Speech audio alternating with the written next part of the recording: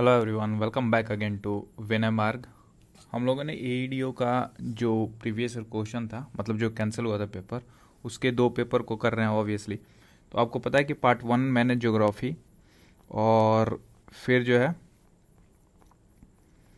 Geography के अलावा हमने बिहार स्पेशल का विथ कंप्लीट एक्सप्लेनेशन आप यहाँ पे सामने देख सकते हो। इवन वीडियो भी चेक कर लेना, ठीक है, प्लेलिस्ट में यहाँ पे साथ में होगा।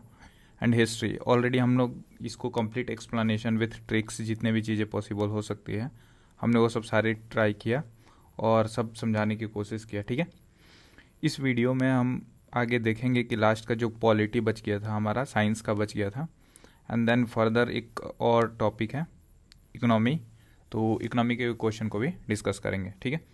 तो लेट्स स्टार्ट करते हैं हम, ठीक है।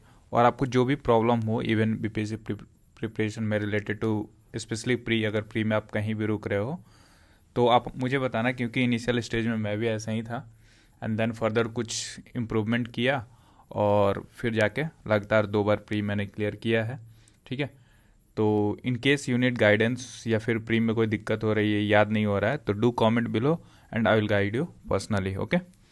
तो लेट्स स्टार्ट पॉलिटी का। यहाँ पे पॉलिटी के क्वेश्चन देखते हैं। 36 नंबर क्वेश्चन यहाँ पे हिंदी इंग्लिश दोनों में है, ठीक है। हम देख सकते हो। देखो पहला क्वेश्चन है कि in which order the following placed in the constitution of India. Basically ये कह रहा है कि ये कॉन्स्टिट्यूशन ऑफ इंडियन में मेंशन है, लेकिन किस ऑर्डर में है, बेसिकली इसके आर्टिकल के अकॉर्डिंगली हमें देखना है, ठीक है।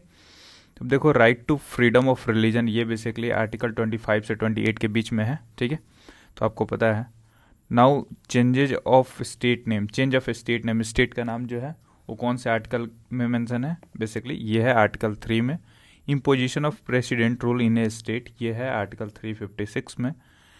एंड जो कि प्रेसिडेंट रूल और ऐसे बात करता है प्रेसिडेंट रूल का 356। Now mention about the Indian administrative service, obviously Indian administrative service के बारे में कहाँ मेंशन है, 312 में। यूपीएससी के बारे में कहाँ मेंशन है, यूपीएससी के बारे में कहाँ मेंशन है, तो आर्टिकल 315 में। तो ठीक है, ये बेसिकली 312 में ऑल इंडिया सर्विसेज के बारे में मेंशन है। तो इसका सीक्वेंस देखोगे बेस्ड ऑन आर्टिकल्स, तो ऑप्शन बी इसका राइट आंसर होगा, ठीक है। नाउ 37 नंबर क्वेश्चन देखते हैं कि 37 नंबर क्वेश्चन क्या कर रहा है। The 93rd amendment of the constitution relates to which of the following. Basically 93rd amendment किससे रिलेटेड है, क्या वो पंचायती राज इंस्टीट्यूशन से रिलेटेड है, या फिर reservation for women in legislative assembly उससे एसोसिएटेड है, या फिर reservation for other backward class in educational institution इससे एसोसिएटेड है, या फिर फंडामेंटल ड्यूटी से एसोसिएटेड है। सी 93rd अमेंडमेंट एक्ट जो है वो किससे एसोसिएटेड है, तो ये बेसिकली जो है reservation for other backward classes in educational institution. जो राइट आंसर इसका होगा वो राइट आंसर क्या होगा, राइट आंसर ऑप्शन सी हो जाएगा। नाउ पंचायती राज इंस्टीट्यूशन आपको पता है कि 73rd कॉन्स्टिट्यूशनल अमेंडमेंट एक्ट से था। म्यूनसिपलिटीज़ जो है वो 74th से था। नाउ आपको कमेंट में करना है कि जो फंडामेंटल ड्यूटीज़ है वो कब ऐड हुआ था और किस फंडामेंटल राइट के मतलब जो है कौन सा अमेंडमेंट एक्ट के थ्रू ऐड हुआ था, ये मुझे कमेंट में बताना है, ठीक है। और कौन सी कमेटी के रिकमेंडेशन पे फंडामेंटल ड्यूटीज़ जो है वो इंसर्ट हुआ था हमारे कॉन्स्टिट्यूशन में। नाउ 38 नंबर है कि consider the following provision given in the Indian constitution. Article 280, article 315 and article 324। तो अभी हमने डिस्कस जब किया यहाँ पे आपको 312 के बारे में, ठीक है। तो वहाँ पे मैंने बताया था कि 315 किसका है, तो यूपीएससी रिलेटेड आर्टिकल्स है, राइट। यहाँ पे देखो आर्टिकल 315 जो है यूपीएससी रिलेटेड है। नाउ 280 जो आर्टिकल है वो किससे रिलेटेड है, ये बेसिकली जो है वो फाइनेंस कमीशन से है ना। और 324 जो है ये किससे है बेसिकली, तो इलेक्शन कमीशन ऑफ इंडिया से है। Now election commission of India ये जो है कौन से पार्ट में आता है, इसका कमेंट में कर देना, ठीक है।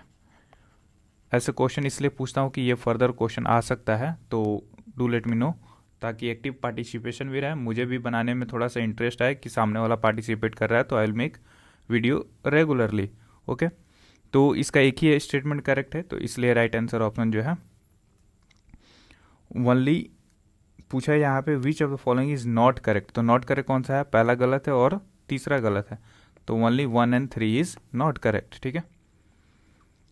नाउ 39 नंबर कह रहे हैं कि who is the author of री थिंकिंग डेमोक्रेसी। बेसिकली री थिंकिंग डेमोक्रेसी बुक है, उसका ऑथर कौन है, तो ये है बेसिकली रजनी कोठारी। ठीक है। During which prime minister tenure the national commission to review the constitution was formed. कौन सी प्राइम मिनिस्टर के टाइम पे, कौन से प्राइम मिनिस्टर के टेन्योर के टाइम पे जो नेशनल कमीशन है to review the constitution was formed, ये है बेसिकली अटल बिहारी वाजपेयी जी। जब उनकी गवर्नमेंट थी तब उस टाइम पे national commission to review the constitution जो है वो फॉर्म्ड हुआ था। अब इसके चेयरमैन कौन थे ये मुझे बस कमेंट में बता देना। ठीक है, ठीक है, comment below. Right now 41 number देखो, the supreme Court of India can not declare a bad law valid. ठीक है, ये बात ट्रू है। Obviously Supreme Court of India जो है वो एक बैड लॉ को वैलिड कैसे बता सकता है, नहीं बता सकता। The supreme Court of India follows the procedure establish by law, ये बात भी ट्रू है। और इसलिए ये जो है ये दोनों करेक्ट एक्सप्लेनेशन भी है।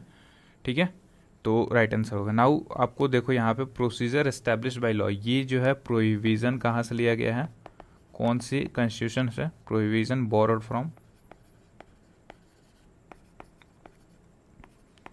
विच कॉन्स्टिट्यूशन। ये सब आपका रिवीजन है, तो मैं क्वेश्चन इसीलिए पूछ रहा हूँ ताकि जो है आप यहाँ पे एक्टिव पार्टिसिपेट करो कमेंट में, और मुझे भी पता चले कि आप कितने पार्टिसिपेट कर रहे हो, कितने देख रहे हो। राइट, तो आपको बताना है कि प्रोसीजर एस्टेब्लिश बाय लॉ जो है ये प्रोविजन कहाँ से हमने बोरो किया था। नाउ 45 नंबर देखो, in which article of the provision on the provision on reservation of schedule caste and schedule tribes to the panchayat has been given. Basically Panchayati Raj में जो है रिजर्वेशन जो है कौन से आर्टिकल के अंदर दिया गया है, तो ये है basically article 243D। Right now बाकी ऑप्शन जो है 243A, 243B एंड 243C, इसमें क्या क्या मेंशन है देखो। 243A में जो है ग्राम सभा के बारे में मेंशन है, उसके डेफिनेशन के बारे में। राइट नाउ 243B में क्या मेंशन है, कॉन्स्टिट्यूशन ऑफ पंचायत, जो पंचायत है उसका क्या प्रोविजन हो सकता है, रूल्स रेगुलेशन क्या होगा, उसके बारे में बेसिकली कॉन्स्टिट्यूशन ऑफ पंचायत के बारे में। राइट नाउ 243C में क्या है, ये बेसिकली कंपोजिशन ऑफ पंचायत क्या होना चाहिए, मतलब कितने मेंबर पे पंचायत बनेगा, क्या वार्ड कमिश्नर होंगे, कौन क्या होंगे। ठीक है, वार्ड मेंबर या फिर वो सरपंच और वो सब सारी चीज़ें, ये सब कंपोजिशन ऑफ पंचायत में बताता है। नाउ 243G देखो, 243G ये पंचायत में कितने सब्जेक्ट्स हैं, ठीक है, उसके बारे में है कि पंचायत किससे किससे डील कर सकता है, और ये कितना है 29 सब्जेक्ट्स है। नाउ पंचायत इलेक्शन के बारे में कौन से आर्टिकल में मेंशन है, पंचायत फाइनेंस कमीशन, मतलब बेसिकली पंचायत में स्टेट फाइनेंस कमीशन, ये कौन से आर्टिकल में मेंशन है। Make sure to revise all that, क्योंकि ऑलरेडी मैंने बीपीएससी के प्रीवियस ईयर क्वेश्चन डिस्कशन में मैंने इसको होलिस्टिकली कवर किया था। ठीक है, तो आई होप कि आपको याद होगा। एक बार मैं उसका नोट्स दिखा दूँ क्या, ओके तो मैं राइट यहाँ पे देखो, यहाँ पे देखो मैंने शेयर किया हुआ है, यहाँ पे जितने भी बीपीएससी पीटी में क्वेश्चन पूछा हुआ था वो सारे मैंने यहाँ पे दिया हुआ है, जैसे कि कॉन्स्टिट्यूशन मेकिंग का क्या प्रोविज़न है। राइट फिर यहाँ पे आप देख सकते हो कि बोरोड फीचर जो था, देखो यहाँ पे पूछा है मैंने कि प्रोसीजर एस्टेब्लिश बाय लॉ जो है ये कहाँ से हमने बोरो किया था, तो ये बेसिकली जो है जापान से बोरो किया था। राइट ये सारे होलिस्टिक नोट्स, कलरफुल नोट्स ये जो है मैंने आपको टेलीग्राम ग्रुप में दे दिया है, तो आई होप कि आप ज्वाइन कर लिए होगे टेलीग्राम ग्रुप। नाउ यहाँ पे देख लो जो मैं आपसे क्वेश्चन पूछ रहा था अबाउट पंचायत, यहाँ पे देखो पंचायत के 243 सीरीज का सारा पार्ट यहाँ पे कवर है। यहाँ पे देखो कि 243G power, authority and responsibility 29 subjects होते हैं, म्यूनसिपलिटीज़ में 18 होते हैं। Right now duration of panchayat जो है 243E में मेंशन है, रिजर्वेशन ऑफ सीट्स जो है 243D में है। राइट यहाँ पे देखो कि 243I में क्या है, स्टेट फाइनेंस कमीशन, जो भी इंपॉर्टेंट आर्टिकल्स है वो सबको हाईलाइट कर दिया गया है, यहाँ पे देख सकते हो आप। ठीक है 243 में स्टेट इलेक्शन कमीशन के बारे में बात करता है। राइट यहाँ पे देख लो कि 243M में क्या मेंशन है कि पंचायती राज कौन सी स्टेट में नहीं अप्लीकेबल है, वो देख लो नागालैंड, मेघालय, मिजोरम एंड दिल्ली। तो आप देख सकते हो कि इतनी हॉलिस्टिकली जो है नोट्स आपको जल्दी कहीं नहीं मिलेगा। राइट तो आई होप कि आप टेलीग्राम ज्वाइन करो एंड सब्सक्राइब करो इस चैनल को कि फर्दर अपडेट्स आपको मिलते रहें, एंड चेकआउट द प्लेलिस्ट कि बाकी जो डिस्कशन है उसको भी आप सुन सको कि फर्दर एग्जाम में आप करेक्ट कर लेना उसको। राइट जो भी क्वेश्चन वहाँ से आएंगे डायरेक्टली। नाउ देखो 42nd नंबर, यहाँ पे देखो एस्टीमेट कमेटी और public account committee, subordinate legislation, public sector undertaking. यहाँ पे देखो रिव्यू करता है the performance public sector undertaking, ये कौन है, ये यहाँ पे हो जाएगा, ठीक है। जैसे डी का 4, subordinate legislation examine the rules made by executive, ये कौन करता है, तो sub committee on subordinate legislation, right. Public account committee ये क्या करता है कि एग्जामिन करता है ऑफ अप्रोप्रिएटेड अकाउंट्स फंड, ये बेसिकली 1 हो जाएगा और ये जो है 2 हो जाएगा।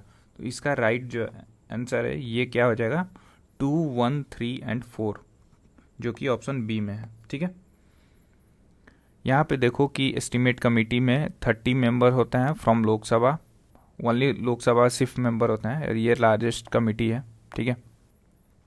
पब्लिक अकाउंट कमेटी में 22 मेंबर होते हैं, 15 लोकसभा से और 7 राज्यसभा से, ठीक है। नाउ 43 नंबर देखो क्वेश्चन की assertion according to article 312 of the Indian constitution the Rajya Sabha can create all India services in the national interest, बात ट्रू है। The Rajya Sabha can define national interest in a comprehensive manner, बिल्कुल बात सही है, ठीक है। बट ये क्या, ये जो है डेफिनेशन यहाँ पे देखो डिफाइन की वजह से यूपीएससी में ज़्यादातर क्वेश्चन गलत हो जाते हैं, बट यहाँ पे डिफाइन कर सकता है राज्यसभा, ठीक है। अगर नया प्रोविज़न बना रहा है, नया बॉडी क्रिएट कर रहा है ऑल इंडिया सर्विस का, तो उसको डिफाइन तो करना पड़ेगा ना। बट क्या वो रीजन हो सकता है, नहीं, बिकॉज वाला पार्ट यहाँ पे लगा दो तो नहीं होगा, तो करेक्ट एक्सप्लेनेशन नहीं है, दोनों स्टेटमेंट करेक्ट है, ठीक है। 46 नंबर देखो कि in January 2015 who among the following was appointed as the first CEO of NITI Aayog in of India. तो फर्स्ट सीईओ जो है देखो नीति आयोग सेटअप का हुआ था जनवरी 2015 में, राइट, ठीक है। तो इसके पहले सीईओ कौन थे, तो ये थे बेसिकली सिंधु श्री कुल्लर। अब इसका करंट सीईओ अकॉर्डिंग टू जुलाई 2026, ये कौन है सीईओ इसके, तो सीईओ है अनुराग जैन जो कि एक आईएएस ऑफिसर है। एंड वाइस चेयरमैन कौन है अभी करंट में, तो अशोक लहरी। आपको पता होना चाहिए कि नीति आयोग का जो चेयरमैन होता है वो कौन होता है, तो इसके चेयरमैन होते हैं, चेयरमैन कौन होता है नीति आयोग का, तो है prime minister, right. Now 44 number देखो क्वेश्चन क्या आएगा, with reference to the Modi government consider the following statement, Swachh Bharat Abhiyan on nationwide cleanliness campaign was launch on 2 October 2014, ये बात ट्रू है, ठीक है, कि स्वच्छ भारत अभियान लॉन्च हुआ था 2014 में ऑन 2 अक्टूबर गांधी जयंती के दिन, ठीक है। Now Agnipath scheme for the Indian arm forces was launch in 2022, ये बात ट्रू है। अब नाउ अग्निपथ स्कीम का अमेंडमेंट लाया गया है और इसमें जो है अब 50% रिजर्वेशन कर दिया गया है फॉर अग्निपथ इन कहाँ पे, तो सीएपीएफ में, ठीक है। सेंट्रल आर्म पुलिस फोर्स में जो है 50% रिजर्वेशन मिलेगा किसको, तो अग्निपथ जो भी अग्निवीर होंगे उनको, ठीक है। नाउ पीएम मुद्रा योजना स्कीम जो है वो लॉन्च हुआ था कब, 2015 में, किस लिए, to provide subsidised loans to micro and small enterprises, ठीक है। तो इसमें तीनों स्टेटमेंट पूछा हुआ है, कितने स्टेटमेंट करेक्ट है, तो तीनों स्टेटमेंट करेक्ट है, तो राइट आंसर ऑप्शन सी हो जाएगा, ठीक है। यहाँ पे भी आप देख सकते हो। ओके, नाउ यहाँ पे जो सेकंड पेपर में पॉलिटी का क्वेश्चन पूछा हुआ था उसको भी देखेंगे, तो जस्ट 1 सेकंड के लिए ब्रेक लेना and then will start with second paper, ठीक है। ओके, क्वेश्चन नंबर 8 देखो, यहाँ पे दोनों हिंदी और इंग्लिश मीडियम वाले दोनों देख लीजिए प्लीज़। जो 8 नंबर है कि what is the minimum age required to become the vice president of India. देखो वाइस प्रेसिडेंट ऑफ इंडिया के लिए ये जो मिनिमम एज कितना होना चाहिए, तो ये है बेसिकली 35 ईयर्स, ठीक है। देखो 35 ईयर किसका किसका है, तो एक तो है प्रेसिडेंट ऑफ इंडिया का, वाइस प्रेसिडेंट का एंड गवर्नर का, ठीक है। इवन राज्यसभा जो मेंबर होते हैं, ठीक है, उनका भी, ठीक है।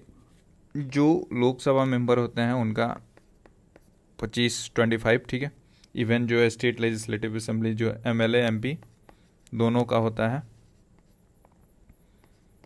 एमएलए और एमपी दोनों का 25 होता है। 21 किसका होता है, तो 21 पंचायती राज इंस्टीट्यूशन का होता है, ठीक है, कि आफ्टर 21 ईयर्स आप जो है कंटेस्ट कर सकते हो पंचायती राज इलेक्शन, ठीक है।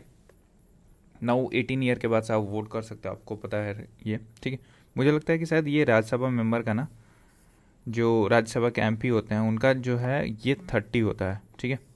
एक बार इसको मुझे कंफर्म करना है राज्यसभा वाले का, ठीक है। अब वाइस प्रेसिडेंट का आर्टिकल कौन सा है, कौन से आर्टिकल के थ्रू वाइस प्रेसिडेंट अपॉइंट होते हैं, तो ये है आर्टिकल 63 के थ्रू, ठीक है। अब नाउ 20 नंबर क्वेश्चन हम देखते हैं कि 20 नंबर क्वेश्चन कह रहा है कि which article of the constitution provides that no person accuse of any offence can be compelled to be a witness against himself. मतलब कि संविधान का कौन सा अनुच्छेद यह प्रावधान करता है कि किसी भी अपराध के आरोपी व्यक्ति को स्वयं के विरुद्ध गवाह बनने के लिए बाध्य नहीं किया जा सकता। तो ये है बेसिकली आर्टिकल 20 में कि आप जो है खुद के अगेंस्ट में आप जो है वो विटनेस नहीं बन सकते, ये आर्टिकल 20 में मेंशन है। बट आर्टिकल बेसिकली ये क्या करता है कि आर्टिकल 20 जो है protection in respect of convention for offences की बात करता है, ठीक है। जो कन्वेंशन फॉर ऑफेंस है उसके रिगार्डिंग जो है वो प्रोटेक्शन देने की बात करता है, ठीक है। आर्टिकल 22 क्या करता है कि प्रोहिबिशन करता है अगेंस्ट किसके, arrest and detention in certain cases. देखो दोनों में कन्फ्यूजन होता है 20 एंड 22 में। तो 20 क्या है, कन्वेंशन ऑफ ऑफेंस के रेस्पेक्ट में बात, उससे रिलेटेड प्रोटेक्शन देता है। पर 22 क्या करता है कि ये प्रोहिबिट करता है, प्रोहिबिशन करता है किसके अगेंस्ट में, कि आपको अरेस्ट या डिटेंशन नहीं किया जा सकता इन सर्टेन केसेस, ठीक है।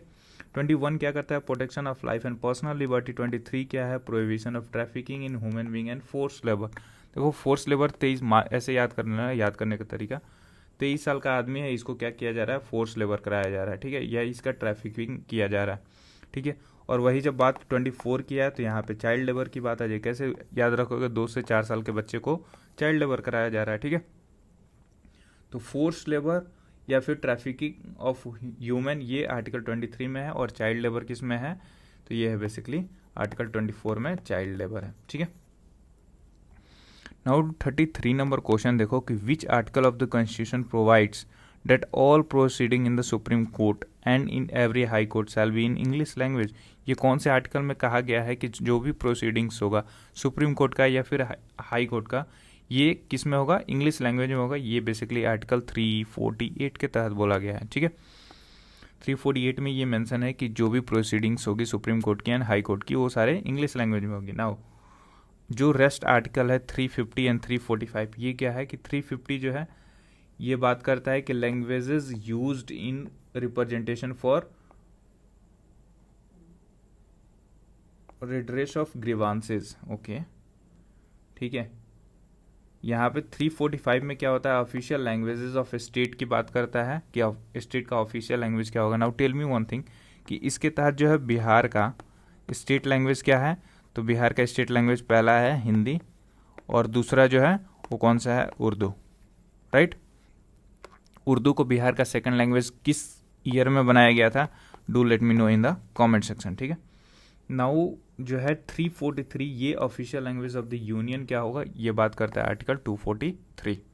State official language of state क्या होगा, ये बात करता है 345 एंड यूनियन का ऑफिशियल लैंग्वेज क्या होगा, ये 343 में मेंशन है, ठीक है। नाउ 47 नंबर क्वेश्चन देखो, कह रहा है कि which among the following are included in DPSP, ठीक है। डीपीएसपी बेसिकली जो है पार्ट 4 में मेंशन है और ये आर्टिकल 36 से लेकर 51 तक कवर्ड है, राइट। नाउ यहाँ पे देखो इसमें से कौन सा इंक्लूडेड है इस 3 ऑप्शन में से, equal pay for equal work for man and women, right to work, public assistance in case of unemployment, ये तीनों जो है डीपीएसपी में मेंशन है, ये ऑल ऑफ द अबव हो जाएगा, ठीक है। नाउ यहाँ पे देखो राइट टू वर्क जो है आर्टिकल 41 में है, इसी का सब क्लॉज में है यहाँ पे right to public assistance in case of unemployment, even this comes under this, ठीक है। नाउ अब देखो डीपीएसपी जो है ये कितने आर्टिकल के बीच में है, तो 36 से लेकर 51 तक है, ठीक है। और डीपीएसपी का सारा आर्टिकल याद कर लेना, बहुत इंपॉर्टेंट है, फर्दर पूछा जा सकता है इससे क्वेश्चन, ठीक है। नाउ 53 नंबर क्वेश्चन है, ये बेसिकली पेशा एक्ट है। पेशा एक्ट क्या होता है कि panchayat extension to the schedule areas, ये जो है इनेक्ट हुआ था 1996 में, ये बात ट्रू है, ठीक है।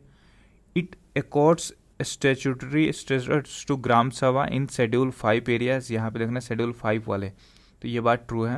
Now section 4(1) of the act mandate that the Gram Sabha और panchayat should consent before any land acquisition for development project, और ये बात भी ट्रू है। ये काफ़ी डिटेलिंग है बट तीनों बात ट्रू है, ठीक है। तो all of the above is the correct answer. Now 65 देखो, Vamsadhara water dispute tribunal was set up in 2010 to resolve the water disputes between which of the following state। अब देखो जो वाटर है ये वाटर स्टेट सब्जेक्ट है, basically state list में आता है, राइट। अब ये किसके बीच में dispute, Vamsadhara water dispute tribunal set up हुआ था 2010 में, ये किसके बीच में डिस्प्यूट था, तो ये बेसिकली उड़ीसा एंड आंध्र प्रदेश के बीच में डिस्प्यूट्स था, ठीक है। नाउ यहाँ पे देखो 70 number, consider the following statement about panchayat in India. Obviously panchayat जो है काफ़ी ज़्यादा इंपॉर्टेंट होता है बिहार के लिए, किसी भी एग्जाम के लिए, क्योंकि पंचायत जो है वो हर एग्जाम में पूछा जाता है, ठीक है। तो यहाँ पे देखो पहला स्टेटमेंट है, states with population less than 20 lakh have an option not to constituent panchayat at the intermediate level, ठीक है। बेसिकली कह रहा है कि ऐसे स्टेट्स जहाँ पे पॉपुलेशन जो है 20 लाख से कम है, ठीक है, वो जो है जो 3 टियर स्ट्रक्चर है बेसिकली कौन कौन सा, तो एक तो ग्राम सभा, ठीक है, ग्राम सभा, फिर पंचायत समिति एंड देन जिला परिषद, ठीक है। तो ये जो है 3 लेवल का है, जिसमें 20 लाख जो होंगे उसमें पंचायत समिति नहीं होगा, सिर्फ ग्राम सभा एंड जिला परिषद होगा, ठीक है। तो यही बात कह रहा है और ये बात ट्रू भी है, right. Any person who has attended the age of 21, यहाँ पे देखना 21 years is eligible to chosen as the member of panchayat, ये बात बिल्कुल ट्रू है। The provision regarding panchayat is not applicable for union territories, जो प्रोविजन है रिगार्डिंग पंचायत वो एप्लीकेबल नहीं होता है टू यूनियन टेरिटरी, ये भी ट्रू है। तो राइट आंसर जो है ऑप्शन बी हो जाएगा, ठीक है। ओके, नाउ 73 नंबर देखो क्वेश्चन। 73 नंबर क्या कह रहा है कि article of constitution and fundamental duties, article 51AC ये क्या कहता है कि बेसिकली यही यहाँ पे देख लो कि ये फंडामेंटल ड्यूटीज से रिलेटेड बात करता है। फंडामेंटल ड्यूटीज जो है पार्ट 4A में है, ठीक है। और यहाँ पे देखो 51A क्या कहता है कि 51A बेसिकली ये क्या करता है, 51A जो है to afford the sovereignty of India की बात करता है। ए सब क्लॉज C, ठीक है, तो ये सोवरेनिटी की बात करता है। नाउ F क्या करता है कि ये बेसिकली फोर्स हेरिटेज रिलेटेड बात करेगा, to value and preserve rich heritage of our composite culture. यहाँ पे देखो पहला का 2, दूसरा का 3, और यहाँ पे K देखो ये basically K for knowledge, right. 6 to 14 year of age children को एडुकेट करने की बात करता है, तो ये 1 हो जाएगा। और यहाँ पे ये 4 हो जाएगा, ऑप्शन आई, कि ये सेफ गार्ड करने की बात करता है किसको, पब्लिक प्रॉपर्टी को, ठीक है। तो यहाँ पे देख लो राइट आंसर ऑप्शन बी हो जाएगा, 2, 3, 1, 4, ठीक है। नाउ 81 नंबर देखो, consider the following statement about writ jurisdiction in India. तो रिट जुरिस्डिक्शन जो है is a form of original jurisdiction and not applet jurisdiction, right. तो ये बात गलत है, ठीक है, क्योंकि रिट जुरिस्डिक्शन जो है ओरिजिनल जुरिस्डिक्शन का पार्ट नहीं होता है। क्यों? क्योंकि जो है रिट का सुप्रीम कोर्ट भी इशू कर सकता है और हाई कोर्ट भी इशू कर सकता है, बट जो जुरिस्डिक्शन पावर है इसका, ठीक है, ये रेस्ट्रिक्टेड है to fundamental right only, right. But high court का है फंडामेंटल राइट प्लस जो है लीगल राइट और कॉन्स्टिट्यूशनल राइट, ठीक है। तो जो रिट जुरिस्डिक्शन पावर है वो वाइडर है हाई कोर्ट का then supreme court, right. But final interpreter of constitution supreme court है, तो उसका जो है वैल्यू ज़्यादा है सुप्रीम कोर्ट के। Now it can be issued either by high court और द सुप्रीम कोर्ट, ये बात ट्रू है, यही बात तो हमने ऊपर किया हुआ है, ठीक है। तो राइट आंसर ऑप्शन बी हो जाएगा, यहाँ पे करेक्ट पूछा हुआ है तो बी हो जाएगा, ठीक है। 90 नंबर देखो, which of the following are valid condition that can give recognition to any political party as a national party in India. तो कह रहे हैं कि कौन से कंडीशन पे जो है किसी भी पॉलिटिकल पार्टी को एक नेशनल पार्टी का स्टेटस दे दिया जाएगा। ये है बेसिकली जो है party shall have polled at least 6% votes in 4 or more states in the Lok Sabha or state legislative assemblies elections and secure at least 4 seats in the Lok Sabha from one state or more than one state. ये बात true है, ठीक है. Second statement कह रहा है कि party has on 2% of total seats in Lok Sabha. जो टोटल सीट होता है लोकसभा का, ठीक है, उसके 2% अगर सीट जीता है तो भी उसको, वो भी कितने, एटलीस्ट 3 स्टेट्स में, तो भी उसको नेशनल पार्टी का स्टेटस मिल जाएगा. Now in the last general election to the Lok Sabha the party should have won at least 1 seat for every 25 seats allocated in any one state. गलत बात है ये. Party is recognise as a state party in 4 और more state. अगर state party का दर्जा जो है 4 स्टेट से ज़्यादा, 4 या 4 से ज़्यादा स्टेट में मिल जाए तो भी उसको नेशनल पार्टी बोल सकते हैं. करंट में जो है नेशनल पार्टी कितने हैं, तो नेशनल पार्टी 6 है, ठीक है. और स्टेट पार्टी कितने हैं, तो स्टेट पार्टी 2600 प्लस है, ठीक है. और बाकी स्टेट पार्टी का एक बार नंबर देखना है, एक बार कंफर्म करना है क्या ये इतना ही है क्या. ओके, नाउ बी इसका राइट आंसर हो जाएगा क्योंकि थर्ड ऑप्शन जो है गलत है. Okay, now will start with economy. तो टेक ए डीप ब्रेथ, पानी पी लो and then will start economy. तो इकोनॉमी का देखते हैं यार, स्टार्ट करते हैं इकोनॉमी का क्वेश्चन को, राइट. तो यहाँ पे आप हिंदी इंग्लिश में देख सकते हो. दो यहाँ पे मैंने एक बार यहाँ पे जूम करके देखता हूँ कि 47 नंबर क्वेश्चन है कि which of the following committee is not related to tax reform in India. Basically यहाँ पे 4 कमिटी दिया हुआ है. Chelliah committee, Tarapurwala committee, Kelkar committee and reforms committee. देखो इसमें क्वेश्चन पूछा हुआ है कि कौन सा नहीं रिलेटेड है किससे, टैक्स रिफॉर्म इन इंडिया से. तो बेसिकली यहाँ पे आप देखोगे तो इसका राइट आंसर ऑप्शन डी हो जाएगा. रिफॉर्म कमीशन ऐसा कुछ नहीं था जो कि रिलेटेड था टैक्स रिफॉर्म से, right. Now Chelliah committee, तारापोल committee और केलकर कमेटी किसकी क्या क्या रिकमेंड किया था और इसके मेजर चेयरमैन कौन थे, विल सी दैट, राइट. यहाँ पे देखो चेलिया कमेटी जो है फर्स्ट मेजर टैक्स रिफॉर्म था, right. First major tax reform था आफ्टर लिबरलाइजेशन. लिबरलाइजेशन कब हुआ था, 1991 में हुआ था. तो ये पहला मेजर टैक्स रिफॉर्म सिस्टम था, कौन सा, चेलिया कमेटी, जिसके चेयरमैन कौन थे, डॉक्टर राजा चेलिया. और अपना रिपोर्ट कब सबमिट करते हैं, 1993 में.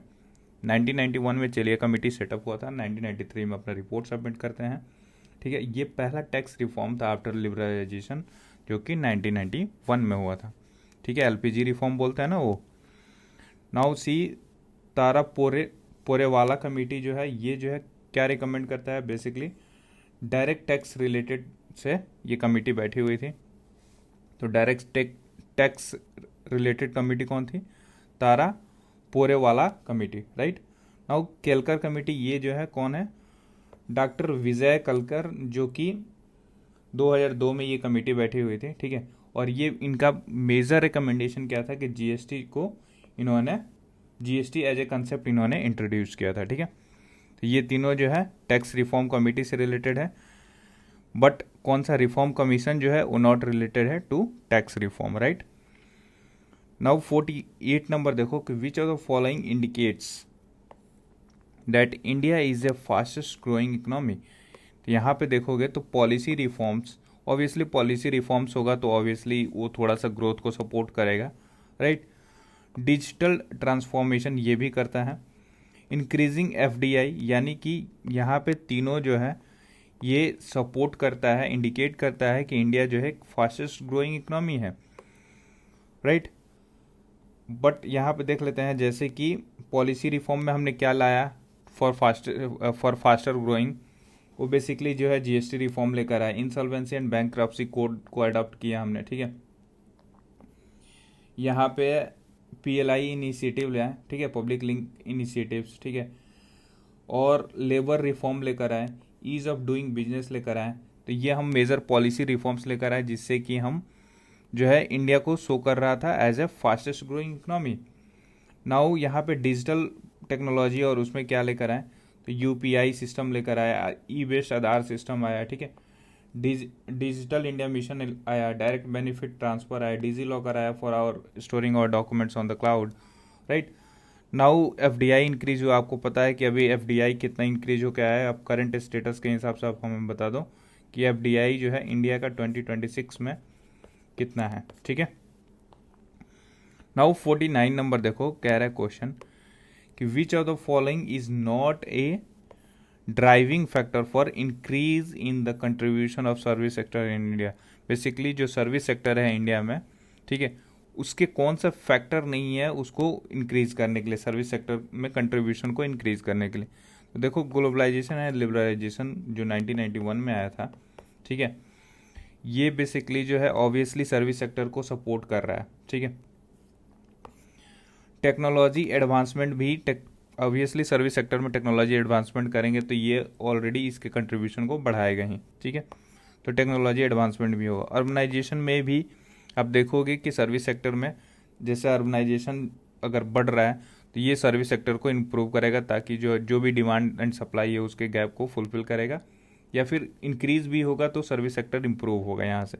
But decrease in core industries ये जो है नहीं करता है support, right. Core industries basically major heavy industry है, और क्या क्या कोर इंडस्ट्री हम अभी देखेंगे यहाँ पे, बट जो है ये सपोर्ट नहीं करता है, ड्राइविंग फैक्टर नहीं है सर्विस सेक्टर का, जबकि ये किसका है, कौन सा सेक्टर का है, ये बेसिकली सेकेंडरी सेक्टर का है, ठीक है, कोर इंडस्ट्री।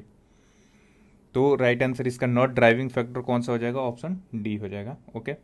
और यहाँ पे देखो बेस ईयर अभी चेंज हुआ है कोर इंडस्ट्रीज का, ठीक है।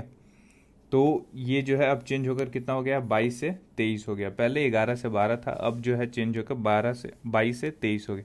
अब नाउ आपको कमेंट में बताना है कि जो कोर इंडस्ट्रीज हैं, 8 कोर इंडस्ट्रीज, ठीक है, ये कौन सी मिनिस्ट्री के अंदर आता है, ये मुझे कमेंट में बताना है, ठीक है। नाउ यहाँ पे देख लो, मैं बता रहा हूँ, यहाँ पे ये सीक्वेंस नहीं है कि इसका मैक्सिमम प्रोडक्शन और उसके हिसाब से, बट 8 कोर इंडस्ट्री कौन है वो बता देता हूँ। देखो रिफाइनरी प्रोडक्ट जो है ये 8 कोर इंडस्ट्री में आता है, और रिफाइनरी प्रोडक्ट सबसे ज़्यादा कंट्रीब्यूशन भी है ऑब्वियसली, ठीक है। नाउ फिर इलेक्ट्रिसिटी है, स्टील है, सीमेंट है, फर्टिलाइज़र है, कोल है, क्रूड ऑयल है और नेचुरल गैस है, ठीक है। तो इसको ध्यान रखना है कि 8 कोर इंडस्ट्री में कौन कौन आता है। तो रिफाइनरी प्रोडक्ट आता है, इलेक्ट्रिसिटी आता है, स्टील आता है, सीमेंट आता है, फर्टिलाइज़र आता है, कोल आता है, क्रूड ऑयल आता है, नेचुरल गैस आता है, राइट, ओके। नेक्स्ट क्वेश्चन है कि 50 नंबर क्वेश्चन यहाँ पे देखो कि select the scheme which is not related to, किससे, financial inclusion in India. Basically कौन से स्कीम इनमें से नहीं रिलेटेड है, किससे, फाइनेंशियल इंक्लूजन इन इंडिया। देखो प्रधानमंत्री जीवन ज्योति बीमा योजना, राइट, ये फाइनेंशियल इंक्लूजन को सपोर्ट करता है, ये रिलेटेड है टू फाइनेंशियल इंक्लूजन। मुद्रा योजना भी फाइनेंशियल इंक्लूजन से रिलेटेड है। PM सुरक्षा योजना ये नहीं एसोसिएटेड है। मंत्री सुरक्षा बीमा योजना ये जो है फाइनेंशियल इंक्लूजन से रिलेटेड है। तो कौन सा नहीं रिलेटेड है to financial inclusion in India, तो वो है PM Suraksha Yojana, right, option C right answer हो जाएगा। बाकी देखते हैं कि प्रधानमंत्री जीवन ज्योति बीमा योजना ये बेसिकली कब आया था, तो ये 2015 में आया था। Basically life insurance for bank आया था अकॉर्डिंग टू होल्डर्स, ठीक है। तो लाइफ इंश्योरेंस से रिलेटेड बात करता है जीवन इंश्योरेंस। आप देख सकते हो जीवन ज्योति बीमा योजना, ऑब्वियसली बीमा इंश्योरेंस एंड जीवन लाइफ, ठीक है। नाउ मुद्रा योजना जो है ये भी 2015 में ही आया था। ये प्रोवाइड करता है लोन्स किसको, तो स्मॉल बिजनेसेस को, जैसे कि ये 3 कैटेगरी में बटा हुआ है मुद्रा योजना। कौन सा, तो शिशु, किशोर एंड तरुण, राइट। अब देखो शिशु के लिए देखो 50 की आपको लोन दिया जा सकता है, किशोर के लिए 50,000 से लेकर 5 लाख तक लोन दिया जा सकता है, एंड तरुण के लिए 5 लाख से 10 लाख तक लोन दिया जा सकता है। और उससे ज़्यादा जो है वो कब होगा, तो अबोव तरुण वाले कैटेगरी में जो आएगा उसमें होगा, ठीक है। नाउ यहाँ पे देखो इंडियन नेशनल अनएम्प्लॉयमेंट रेट कब, इन जुलाई 2005 वॉज। अब कह रहे हैं कि 2005 में नेशनल अनएम्प्लॉयमेंट रेट कितना था, तो ये एब्सर्ड सा क्वेश्चन है, बट अगेन आपको करंट वाला याद रखना है। करंट आप कमेंट में बताना कि करंट अनएम्प्लॉयमेंट रेट जो है वो कितना है अकॉर्डिंग टू 2026 या 2025, ठीक है। देखो इसके अकॉर्डिंगली, इस क्वेश्चन के अकॉर्डिंगली राइट आंसर ऑप्शन जो है बी हो जाएगा 4.8%, ठीक है। नाउ नेक्स्ट क्वेश्चन है 52nd नंबर कि which of the following is not an example of infrastructure in a country. अब इसमें बताना है कि जो भी ऑप्शन दिया हुआ है उसमें से कौन सा एग्जाम्पल नहीं है किसका, इंफ्रास्ट्रक्चर का इन ए कंट्री। तो देखो प्राइवेट हाउस जो ऑब्वियसली प्राइवेट प्रॉपर्टी है तो एक कंट्री का तो इंफ्रास्ट्रक्चर होगा नहीं, ठीक है। तो राइट आंसर यही हो गया कि not, this is not an example of infrastructure in a country. But बाकी देखो ट्रांसपोर्टेशन ऑब्वियसली रोड ब्रिजेज ये सब जो है क्या है, इंफ्रास्ट्रक्चर है, ठीक है। तो दिस इज पार्ट ऑफ और example of N infrastructure in a country. Now telecommunication obviously है, पब्लिक सर्विसेज ये भी पार्ट ऑफ इंफ्रास्ट्रक्चर। अब देखो जैसे कि आप यहाँ पे डीएम हाउस चले जाओ या फिर कुछ और जो है पीएसयूज हैं, ठीक है। तो ये सब जो है पब्लिक सर्विस यूनिट है, यहाँ पे ये जो है इसके जो इंफ्रास्ट्रक्चर होंगे ये एग्जाम्पल हैं किसके, तो obviously infrastructure in a country के, ठीक है। तो राइट आंसर ऑप्शन ये हो जाएगा। नाउ नेक्स्ट यहाँ पे दूसरा जो पेपर हुआ था एईडीओ का उसका जो है अब देखते हैं हम इकोनॉमी के क्वेश्चन को, राइट। 66 नंबर क्वेश्चन है कि consider the following stages of demographic transition जो कि एसोसिएटेड है इकोनॉमिक डेवलपमेंट से। Now see high birth rate with low death rate, low birth rate with low death rate and high birth rate with high death rate. अब इसको arrange करना है in a correct chronological order from the given code below. तो इसका correct chronological order क्या होगा कि सबसे पहला देखो कि हाई बर्थ होगा, ठीक है, हाई बर्थ होगा। यहाँ पे रुक जाओ एक सेकंड, जो बर्थ रेट है और डेथ रेट है, ठीक है, दोनों क्या है, दोनों हाई है।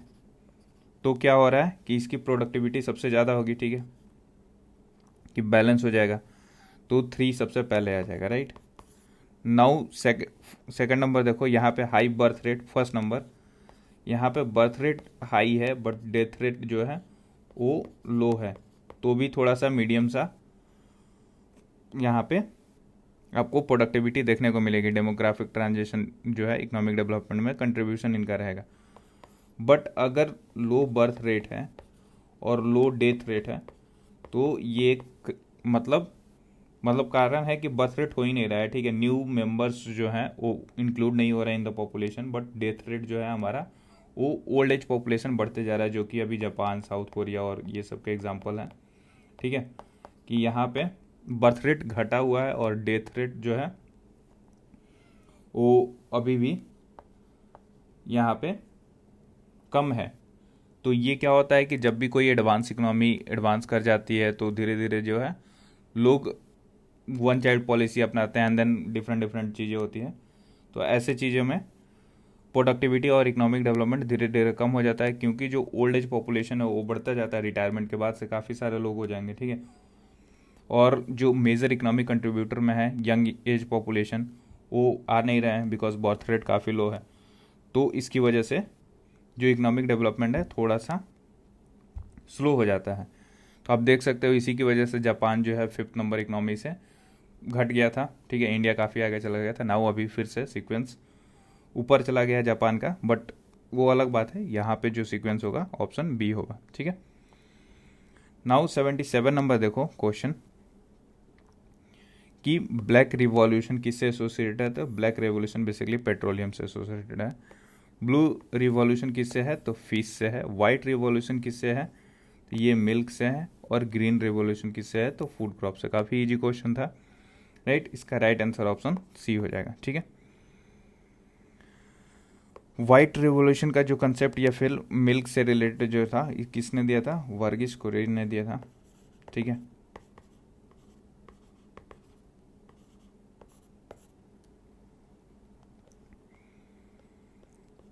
Now science. अब देखो साइंस के क्वेश्चन यहाँ पे आ गए हैं, ठीक है। हमने सारे सब्जेक्ट का कर लिया ऑलमोस्ट, ठीक है, एक करंट को छोड़ के। बट साइंस का यहाँ पे देखेंगे